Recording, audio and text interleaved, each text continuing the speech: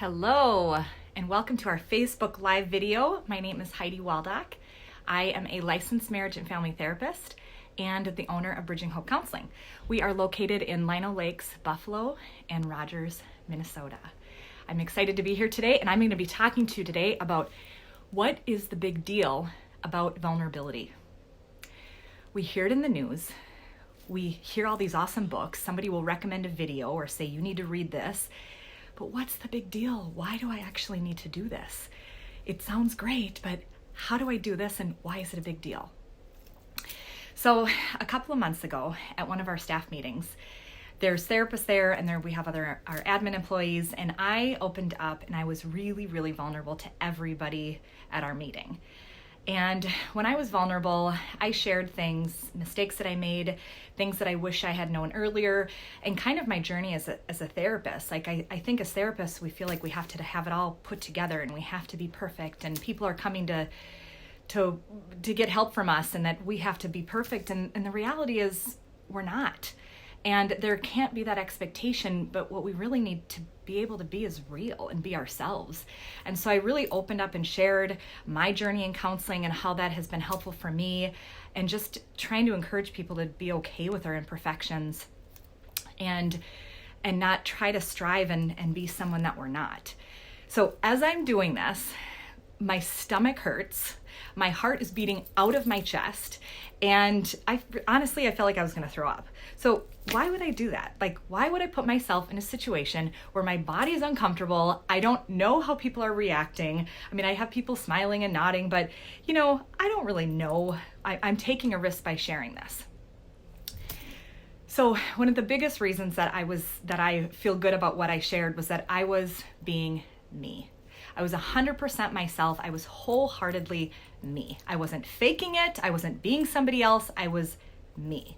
And even with me sharing with you right now on this video, I'm being me. My heart is beating right now doing this video, but this is me being vulnerable. And so I'm showing it to you here by me even doing this video. So why is this a big deal? Why do we need to do this? Why did I step out and do that? Because it changes lives. Not just other people, but it actually changes ourselves. Like, I was able to truly be me. And I keep saying that, but I think sometimes we don't actually realize that we're walking around not being ourselves. And this really unlocked it for me, and I was really hoping that it would make a difference for other people. So what is vulnerability? So Brené Brown defines vulnerability as uncertainty, risk. Why would we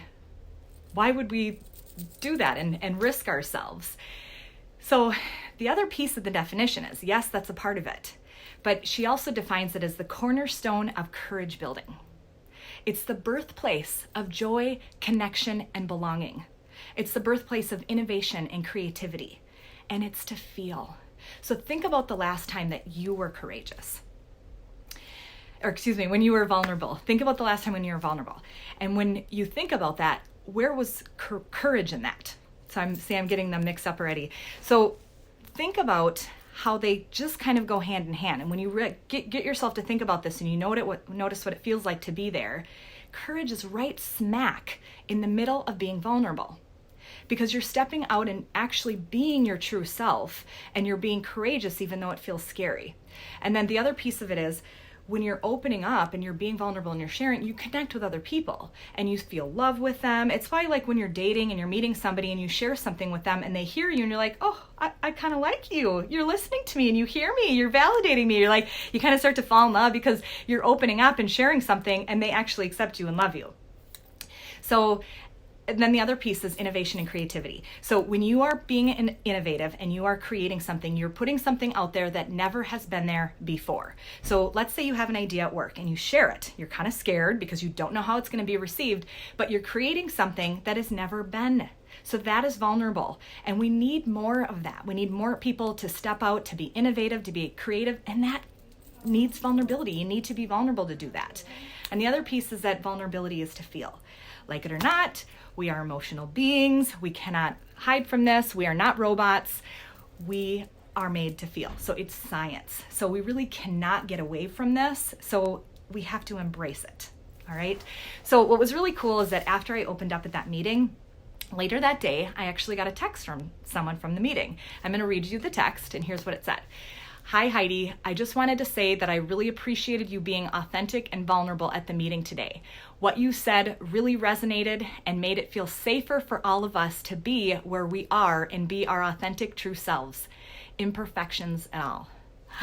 Like, that is exactly why I was doing that. I was so excited. I was not expecting that, but that person texting that to me was vulnerable by texting that. And I so appreciate that person stepping out, because it connected me with this person and allowed me to step in to be like, wow, this was worth it. This one person that actually gave me this feedback, it made a difference in that person. And who knows, it could have helped other people in the meeting too. So how do we do this? How do we actually be vulnerable and connect this in our life and make this real instead of just talking about it and learning about it? So one thing I would say is that this short little video is definitely not going to be that, allow you to just be able to all of a sudden be vulnerable, but it's a start. I would definitely recommend that you do some reading on this, even look at some TED Talks. I know Brené Brown has a really good one you can look that up on YouTube. And then also just even connecting with a counselor or some friends. So the first one is that you want to lead with your heart. What are you passionate about?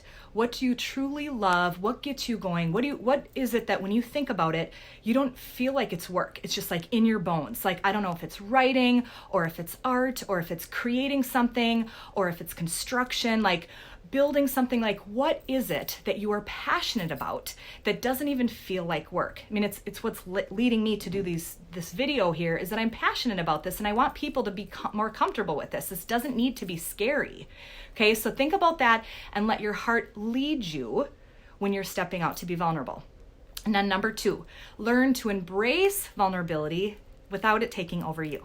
Okay, it's kind of like a wave in the ocean, where when you start to step out and you're vulnerable, it's like this big wave and our stomach starts to hurt and we have all these lies going around in our head thinking, why are you doing this? Why are you saying that? That's stupid. You need to stop talking. Okay, it feels really, really big. And so what you do in that moment is you just notice. Oh, I'm noticing that I have these things going around in my head. Oh, I notice that my stomach hurts right now. Oh, I notice that, there's people over there looking at me. I am not going to look at that. I'm going to come back. I'm not going to engage. I'm just going to be curious. Just notice. Yep, there's some thoughts. There's some body sensations going on. They will leave. Just like a big wave in the ocean, it'll go into shore. They will leave. And now you will be past it and you will have a story to tell. Okay, so we need to get past what our body's doing and what's going on in our head, and we need to move past and lead with your heart. Remember, why did you start in the first place? So number 3, practice. Okay, the more you step out, the more comfortable you're going to be being wholehearted and being vulnerable. Quite honestly, we're not really used to being ourselves. We're used to trying to please other people and make other one happy. Oh shoot, he's gonna get upset if I say that, or I don't want to, stir the apple cart here. And so we kind of stop becoming ourselves and we squash who we really are. And so the more you practice it, the easier it is.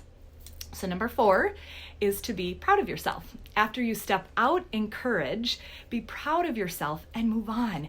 Don't go back and swim around in the what ifs and why did I do that, or that was stupid. I mean, even me posting this, I probably won't watch the video. I'm just gonna put the captions on it and post it, because it's not gonna do me any good to say, why did you do that? Or why didn't you say this? Because I've got to be proud of myself. I want to keep moving on. It's not going to do me any good to look back and say, why did I do this? Or that was dumb, or you shouldn't do this. We want to step out to be courageous and be more of ourselves. So don't focus on people not supporting you. Don't focus on the what ifs. Go back to your heart. Why did you step forward, and lead with that? We can always improve. I'm not wanting to ignore that, but we need to come back to keep moving. And number 5, trust in the process. There is a reason why vulnerability is in the news. There's a lot of research behind it. We can't get away from this. We're made to be emotional beings. So it's not something that we can get away from. And there's just a lot more that's coming around with this to say, be yourself, embrace who you are. Okay? Yes, it is scary in the moment, but when you allow yourself to truly become who you're meant to be, connect with those who you love, you get to live more in true joy. You get to be yourself, and it's just easy. You don't have to really work at it. So being vulnerable really is a big deal. Okay? It's the key to unlocking who you truly are and living free. It's a journey to be able to live vulnerable. It doesn't happen overnight. Okay, you want to be able to find people that you trust and that you can talk to. So whether a counselor, a friend, a partner, or someone else, a teacher, parents, family, you want to make sure that there's somebody who doesn't judge you and just loves you no matter what. Even if you do say something that you're later thinking, why did I say that? That cringing, like, what did I do in the moment? You want people that support you and say, I love you for who you are. It doesn't matter. I just love you. You don't need to be perfect. You don't have to say everything the way you need to say it. Because what happens when you're around those people is it's almost like you get wings and you can just become more of yourself. And so all of the stuff that I'm talking to you about being able to get over the emotions and when your body shows up, it's just like you don't even notice that the practice becomes easier. So the people around you are really, really important. Bob Marley has an awesome quote that being vulnerable is the only way to allow your heart to feel true pleasure. And this really is true because we're able to just let loose and be ourselves. So if you're a leader, if you're a parent, or if you work with others, your vulnerability can show others how they can be themselves too. It's contagious to be around because it's courage, okay? To step out, be courageous. Other people are going to see you and they're going to want to know more about what is it that person, what's going on with them? And they get curious and they want to know more.